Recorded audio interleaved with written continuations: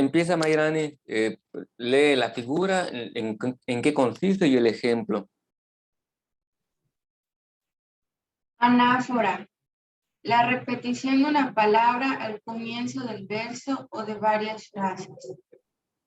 La princesa no ríe, la princesa no siente, la princesa persigue por el ciclo de oriente. Rubén Darío. Muy bien. ¿Cuál es la anáfora que aparece en el ejemplo? ¿Cuál es la palabra que está escribiendo de anáfora? Princesa. Buenos días, Princesa, muy maestro. bien. Buen día, Yeshua. Princesa, eso hay que tenerlo en cuenta, que se fije. La anáfora es la repetición al inicio de cada verso. El primer verso empieza con la princesa no ríe y el segundo verso es la princesa persigue. La princesa pues se va repitiendo en los inicios de los versos, pero también se repite a lo largo de la poesía. Y Rubén Darío está usando una figura que se llama anáfora. Fátima, metáfora. Metáfora. Expresa una comparación implícita entre dos elementos. Me cayó muy hondo su mirada azul, Amando Nervo. Muy bien, Fátima. ¿Cuáles son los dos elementos que se están comparando de modo metafórico? Él me cayó muy hondo con su mirada azul. Me cayó muy hondo. ¿A qué se refiere eso?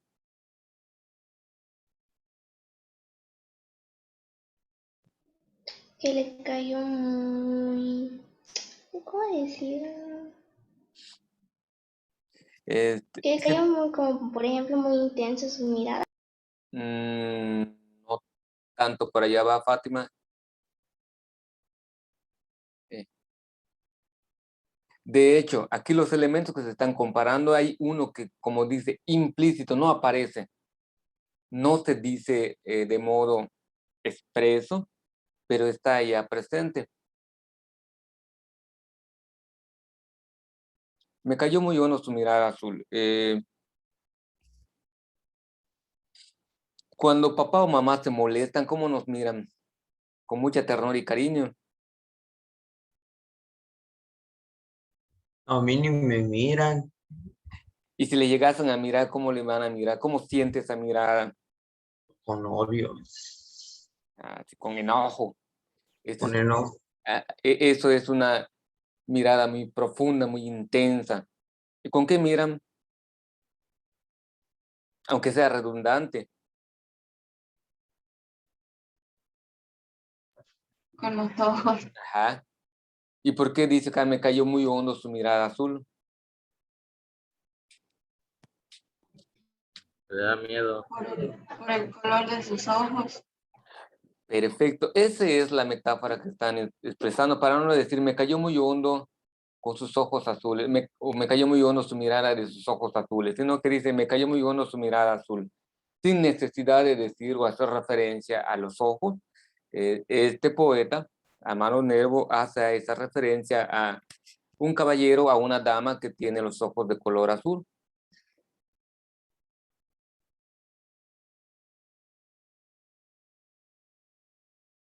Y eso consiste en la metáfora.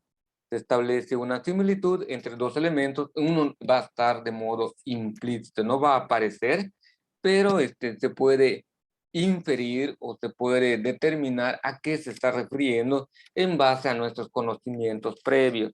El que sigue, símilo comparación. Mauricio.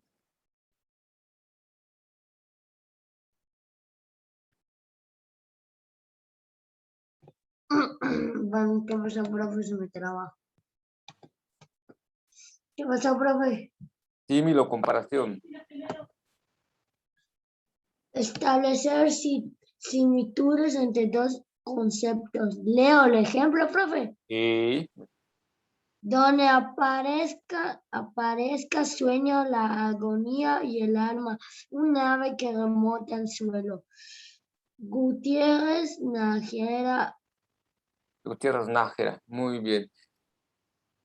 Mauricio, ¿dónde está La comparación, ¿en cuáles son los dos elementos que están comparando?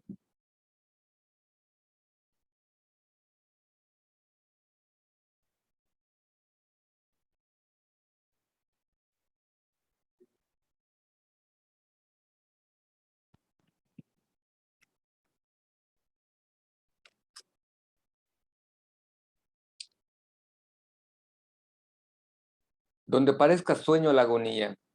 Primer verso. Aquí hay un símil o comparación. ¿Cuál es, Mauricio?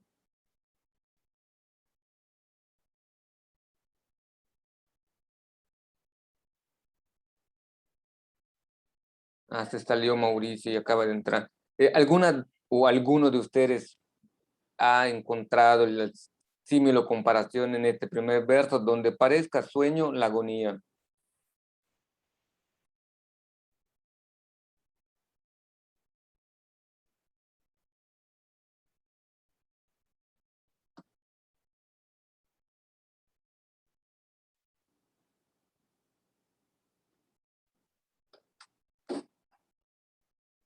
Y el alma, un ave que remonta el vuelo. En la segunda es mucho más clara, alma y ave. Y en el primero es sueño y agonía. Son la comparación que están estableciendo. Y además la palabra parezca es el que nos va a dar pie a entender que están estableciendo una comparación entre esos dos elementos. El parecerse a similitud de, en comparación de, son algunas de las palabras de entrada que nos pueden ayudar a comprender o detectar que están utilizando símil o comparación. Sabemos que el sueño y la agonía no son dos elementos que puedan, sí se puede establecer una similitud en cuanto que deseas que, o muchos desean que la agonía sea como un sueño. Cansado, pero que no duela. Y el otro, el alma y el ave, que puedan se establece que ambos tienen esa capacidad de volar. El siguiente, personificación o prosopopeya. Yeshua, ¿puede leer?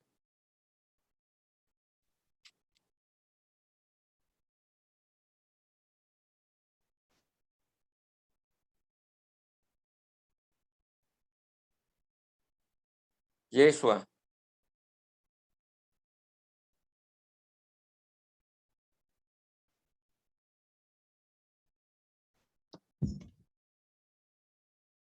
Aquí sí, maestro, no me dejaba prender el micrófono. Le daba clic, no me salió. Lea, por favor. Voy, la unión de dos ideas que en realidad No, se la que está arriba. Esta, la atribución, ¿Cuál, profe? personificación o prosopopeya. A ver. No me sale. Aquí, mira, donde te estoy señalando, la atribución, Sí, así se me puso negro la diapositiva.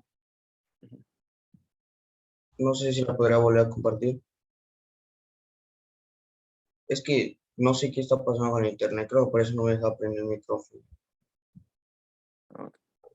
lea Sofía mientras resuelve su problema aquí, Jason. ¿Puedo salir o volver a entrar? Sí, Personificación o prosopopeya, la atribución de propiedades humanas a seres inanimados, abstractos o imaginarios. Ejemplo, el río Duero sonríe. muy bien. ¿Cuál es la prosopopeya acá? El río sonríe. El río sonríe, perfecto. Nada más sonríen los seres humanos. Ningún animal sonríe. Puede estar contento, pero no va a sonreír. La sonrisa es propia del ser humano. El pensar, el decir que un objeto se quedó pensando y la silla se quedó pensando. O cualquier otra actividad que sea propio de los seres humanos se considera que es prosopopeya o personificación. En el caso de la poesía sí aparecen algunas veces, pero es más común que aparezcan en cuentos y novelas, sobre todo en cuentos y de cajón, en los mitos y en las fábulas. Aparece mucho este recurso de la personificación o prosopopeya, porque en las fábulas los personajes son animales u objetos y adquieren características humanas en el modo de, hasta la moraleja que dan es humana, ¿sale? Y el último, el hiperbatón, perdón, oxímoron. ¿En qué consiste el oxímoron? Parra, ¿puede leer?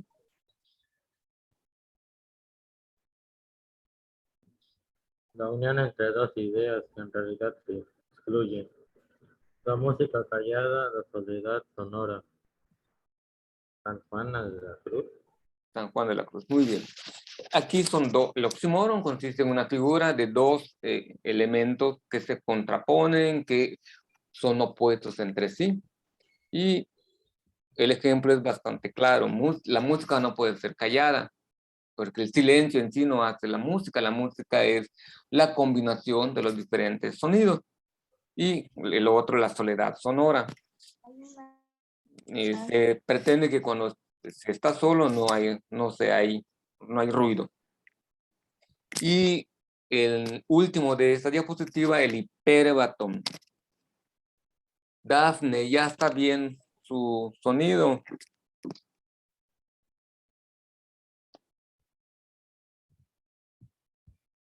Ya, maestro. Lea, Dafne.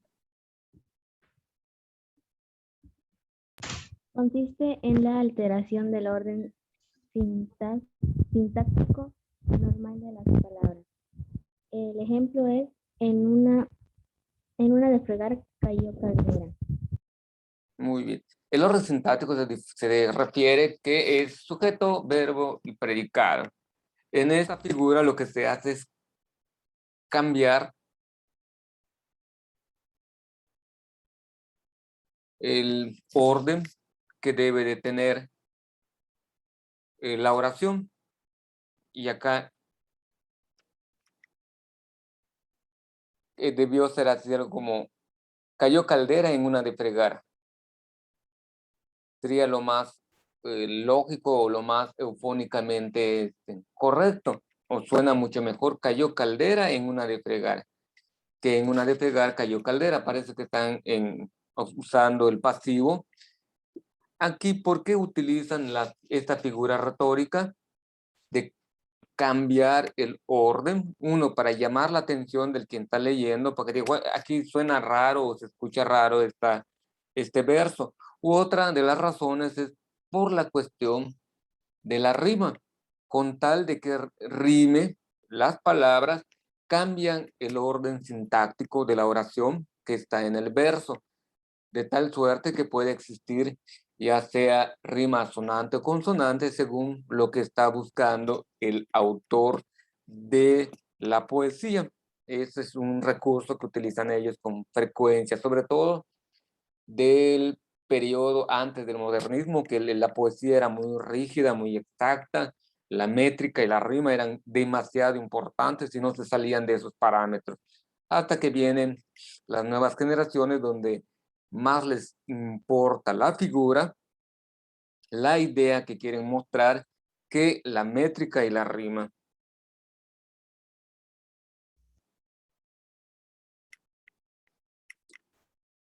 Aliteración.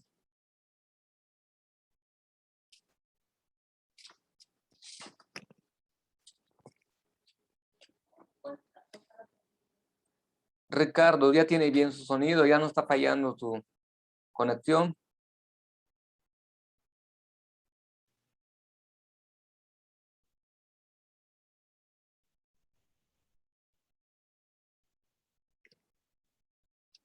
Ricardo, no se escucha.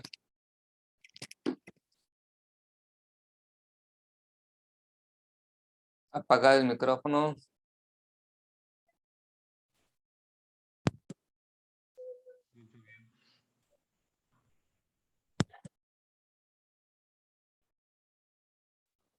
Apagó el micrófono otra vez.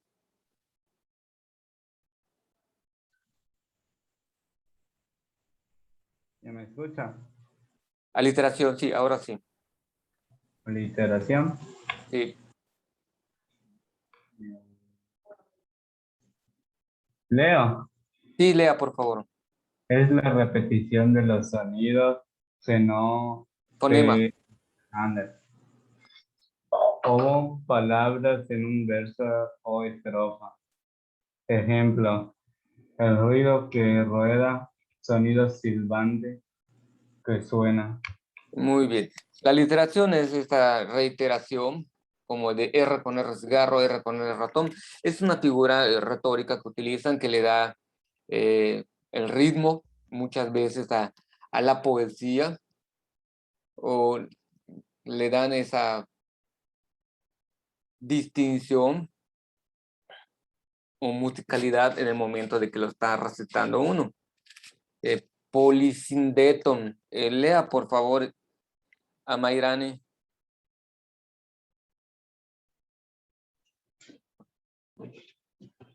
Polisindeton. En utilizar conjunciones innecesarias dentro de una oración. Debe ser cuando allá. Yo me confundí. Y cuando la montaña de la vida no sea dura o larga y alta y llena de abismos. Muy bien. Aquí hay un uso excesivo de... ¿Cuál es la conjunción? A Mayrani. Larga, alta. Esos son adjetivos. Conjunción.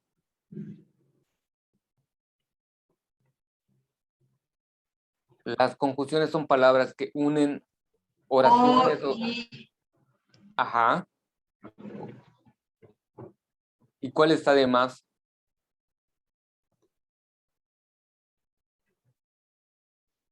Yo puedo decir cuando la montaña de la vida no sea dura o larga, alta y llena de abismos.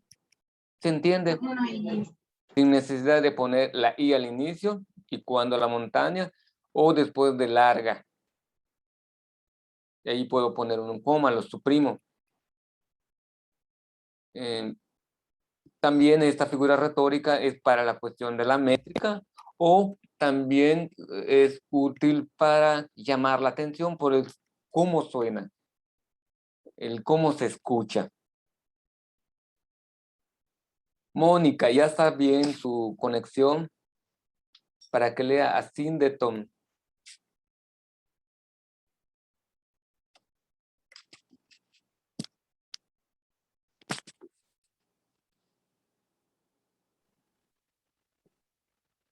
¿Todo, profe? Asíndeton, el tercero.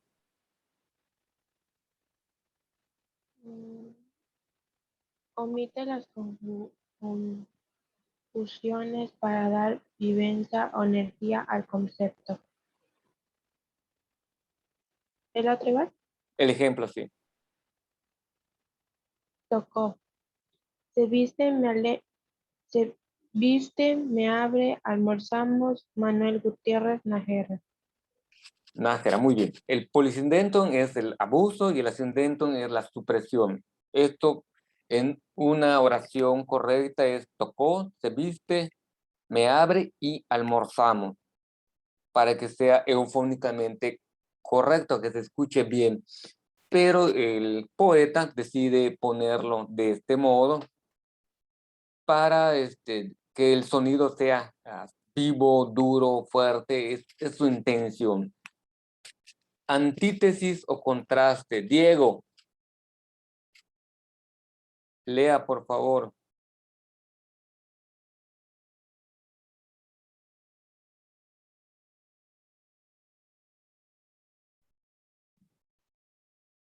Diego.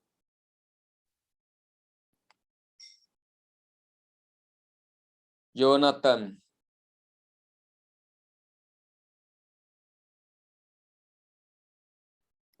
¿Qué pasó, maestro? Lea, por favor, el antítesis o contraste. Recurso estilístico consiste en contraponer dos sintagmas, frases o versos. ¿Ok? Sombra, luz, yema y polen a un tiempo fuiste, amado Nervo. Muy bien. Sombra y luz. Yema y polen a un tiempo fuiste. Va haciendo, es muy parecido al hiperbatón, no, perdón, era el hiperbatón.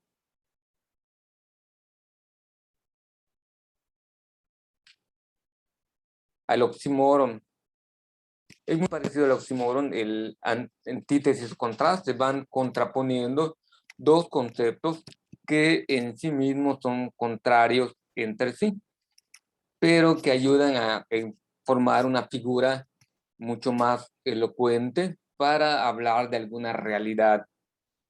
Aquí el poeta está hablando de su amada o de su enamorada como alguien que pues no puede comprender del todo. Así de complejo era su relación, luz y sombra, yema y polen. El siguiente, sinécdoque, lea por favor. Jesús, ya está bien su conexión.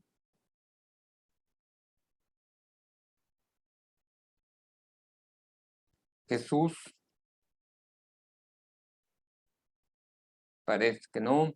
Guillermo,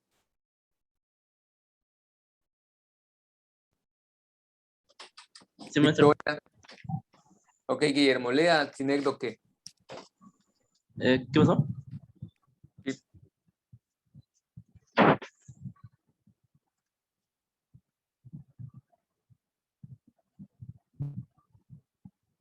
Está.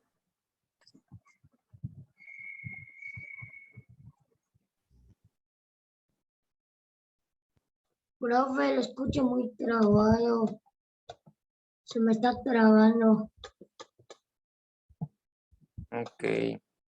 Designa el todo con el nombre de una parte, viceversa. Velas de colones, velas de los barcos. Rubén Darío. Eso se refiere, las velas hacen la idea del barco completo. Y ese es el recurso del sinécdoque, que te va a plasmar dentro de un verso como el todo. Por ejemplo, puede referirse a tu dedo, pero en el dedo va a referirse a toda la persona de quien pertenece ese dedo, como en el caso de aquí de las velas.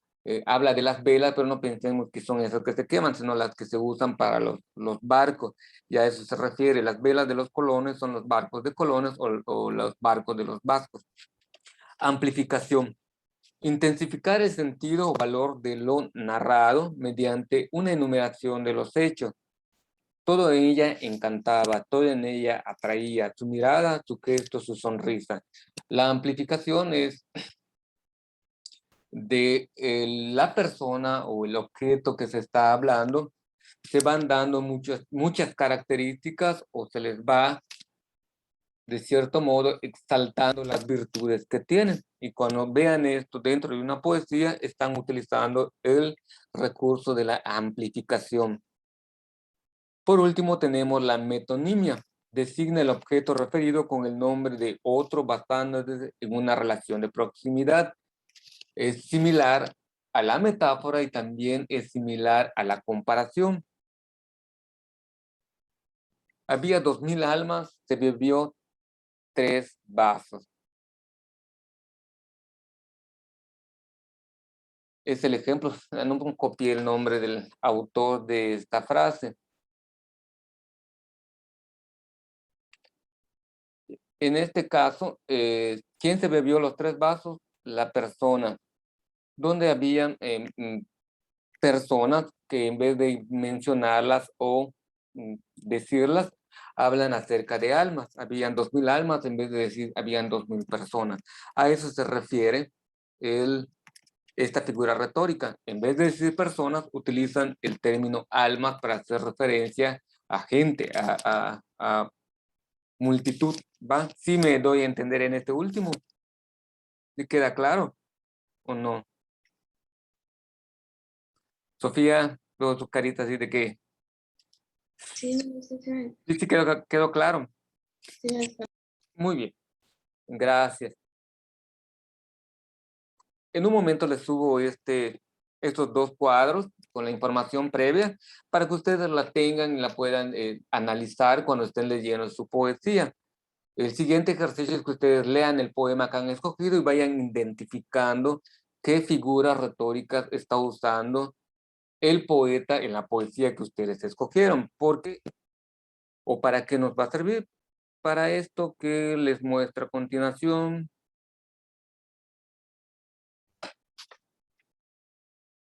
Que también hoy se los voy a subir.